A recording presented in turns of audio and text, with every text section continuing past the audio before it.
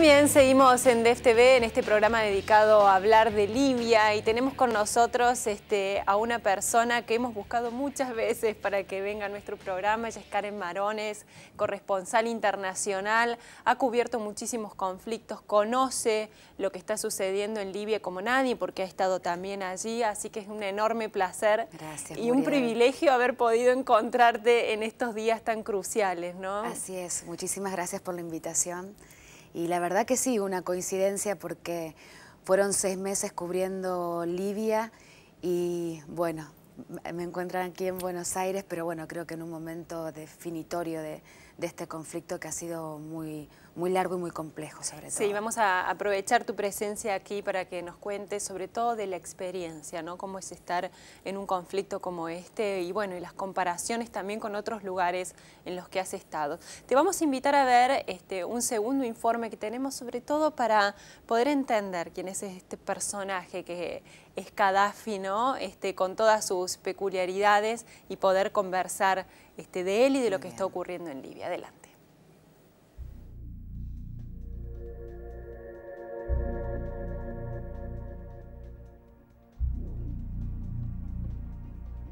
Muammar el-Gaddafi no es un personaje más del mundo árabe. Dentro de la estructura gubernamental de Libia, el cargo del excéntrico mandatario es el de hermano líder y guía de la revolución. Yo estoy por encima de los cargos de presidente. Yo soy un revolucionario, yo soy un mujahid y por lo tanto yo pertenezco a una revolución que trajo la gloria a los libios. Libia permanecerá en la cumbre y liderará a África, América Latina, Asia y liderará el mundo. Nacido en una familia de beduinos, logró estudiar leyes, organizó la Unión de Militares Libres y en 1969 gestó la revolución que derrocó al último rey de Libia.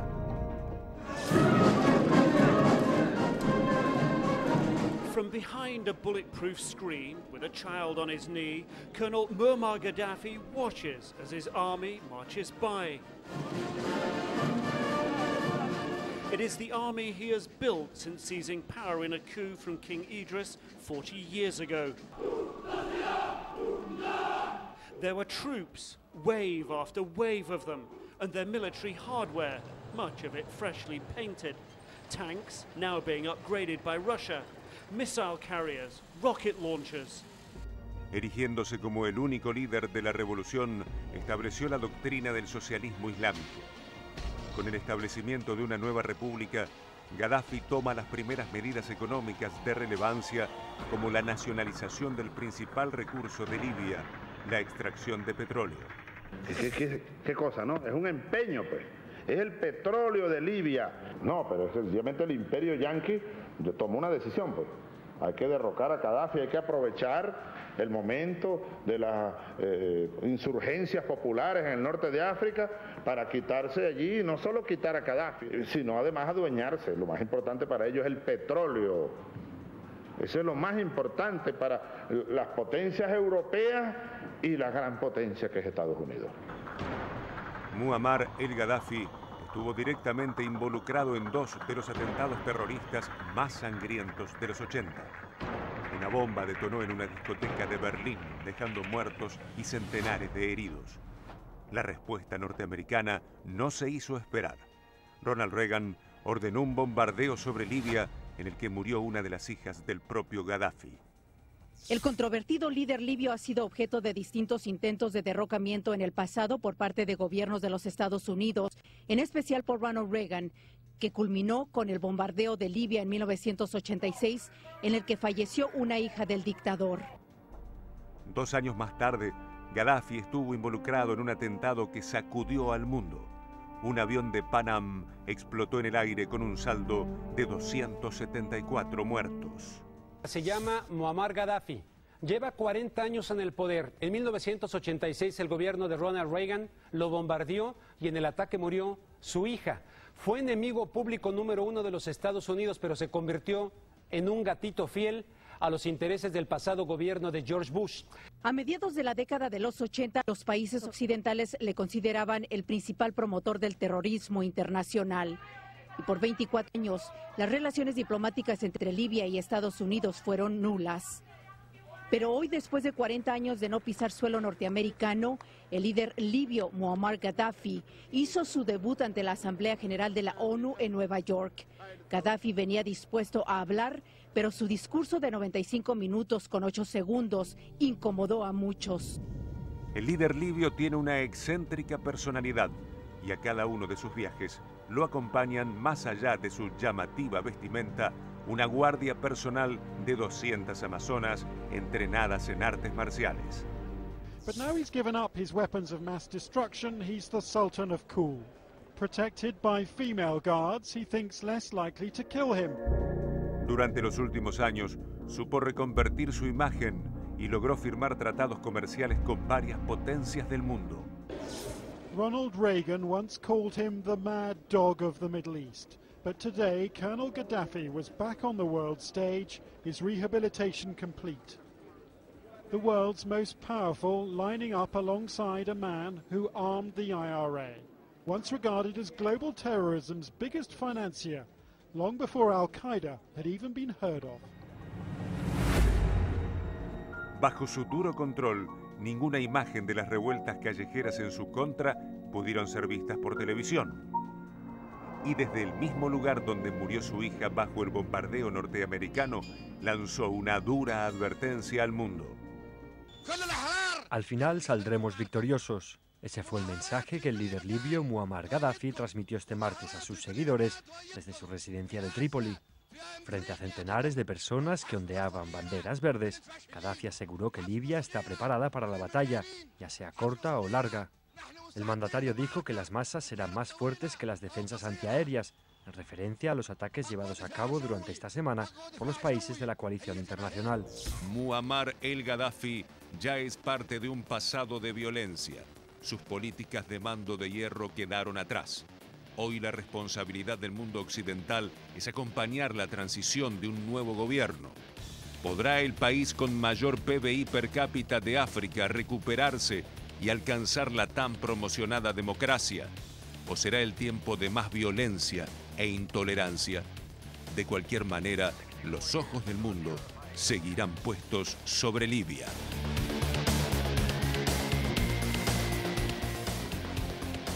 Karen, y durante estos meses de conflicto, ¿qué podrías decir que despierta la imagen de Gaddafi en la gente, en los libios? Lo que pasa es que yo me encontré con una situación, con una realidad cuando ingresamos a Libia muy diferente a la que tenía todos los periodistas cuando vamos a un conflicto o cubrimos una noticia. Obviamente tenemos un background informativo.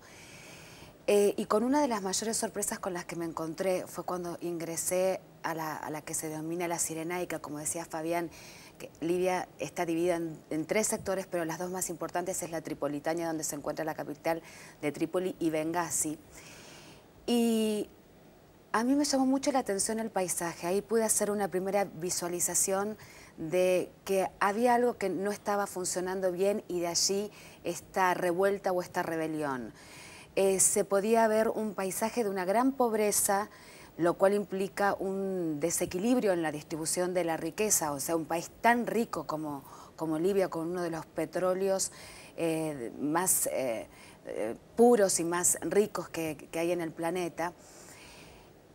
Y lo que más también me llamó la atención al llegar a Bengasi fue cómo la gente empezó a tener ejercicio de su libertad. Había 2 caras contrapuestas, uno los que se estaban movilizando en Trípoli a favor de Gaddafi, pero por sobre todas las cosas esta capital rebelde de Bengasi, donde había una manifestación que era plural, y una de las cosas que también es para destacar es la manifestación de las mujeres. Las mujeres libias, como los hombres libios durante 42 años, estuvieron bajo un régimen, o sea que no hay una educación política, no hay una manera, un aprendizaje de cómo hacer política, y sin embargo muchísimas situaciones que tienen que ver con esta represión que han vivido, los llevaron a manifestarse de diferentes formas. En algunos casos había profesionales como abogados, ingenieros, profesores universitarios, estudiantes universitarios que eran parte de esta rebelión. Que agarraron las armas también. Exactamente, porque hubo un mensaje de Gaddafi que fue visto por toda la televisión en el mundo, cuando él dijo sanga, sanga, dar, dar, los mataré como ratas. Esto significa callejón por callejón, casa por casa, los iremos matando. Esto se refería a la gente que se estaba rebelando en Bengasi a partir del 17 de febrero, cuando fue detenido un abogado de derechos humanos que se encargaba de los desaparecidos de la cárcel de Abu Salim. Ahí también descubrí una nueva realidad de la que nosotros muchos no estábamos enterados, más allá que yo me especializo en Golfo y Medio Oriente. Para mí era mi primera incursión en Libia. Y empezamos a ver a las madres, a hermanas, a familiares, a padres, con las fotos de los desaparecidos durante estos 42 años. Ahí tenemos, como ¿no? en este Una caso, fotografía. era la mamá y la hermana de este joven, frente al consulado de Italia, cuando el cónsul italiano y Berlusconi decide, después de decir que Gaddafi era su amigo, decide por una cuestión de intereses permanentes y no de amigos permanentes como en la política internacional. No hay amigos permanentes, hay intereses permanentes. Aquí Italia cambia de parecer. Y fotos como estas, Muriel, empezaron a empapelar lo que se llama la Plaza de los Juzgados, que fue rebautizada como la Plaza Tahrir o Plaza de la Revolución, en honor a la revolución en el Cairo. Y fue muy sorprendente para todos los corresponsales ver lo que realmente no conocíamos. Entonces, ahí se supone que hay una cifra de 1.200 desaparecidos en esta siniestra cárcel de Abu Salim, en Bengasi, donde, buscando testimonios, encontrábamos a padres de detenidos que nos comentaban que ellos creían que sus hijos estaban vivos porque les llegaban cartas escritas de puño y letra o impresas, y sus hijos habían sido asesinados hacía mucho tiempo. Entonces esto también generó en la izquierda europea, sobre todo, grandes debates, porque ¿cómo medimos el tema de los derechos humanos? ¿Con qué vara? Gaddafi, para que no haya intervención de la OTAN, se permite que Gaddafi produzca este tipo de desapariciones y torturas, y estamos hablando, según algunas cifras que estas se van a conocer con la caída de Gaddafi, de 30.000 desaparecidos en todo el país. Claro. Y esta fotografía que estamos viendo, bueno, son todas imágenes que nos has hecho llegar vos a la producción, así que de primera mano, ¿no? Esto también es muy simbólico, es parte del documental que estamos haciendo, que es Libia Hurra, Libia Libre y Shababs Libia. Especialmente Shabab Libia significa jóvenes libios. Y aquí ves a niñas muy jóvenes de 17, 18 años, que nunca no solamente tuvieron participación política ni social, y que con esta edad ahora están perteneciendo a grupos como Jóvenes por el Cambio, y están aprendiendo a participar políticamente. Y ellas lo que más manifiestan, ellas como también otros jóvenes, es conocemos la libertad. Y claro, esto es una experiencia nueva que totalmente es difícil entender, ¿no? Como occidentales. Claro, y uno dice, ¿y qué modelo tienen? Y no tienen muchos modelos porque Internet hace muy poco que hay en Libia. Sí, lo que han visto en los últimos tiempos es lo que ha sucedido en Egipto claro, o en Túnez. Se vieron también un poco inspirados por toda la situación de la llamada primavera árabe. Exactamente, y van aprendiendo en el camino, pero es realmente muy interesante ver a estas jóvenes, que las ves que son muy jóvenes, disfrutando de esta libertad. Y la palabra libertad para ellos tiene un significado que no tiene precio, tiene un valor inmenso. ¿Y aquí? Estos son un puesto de control de las milicias rebeldes, camino a Agdabia,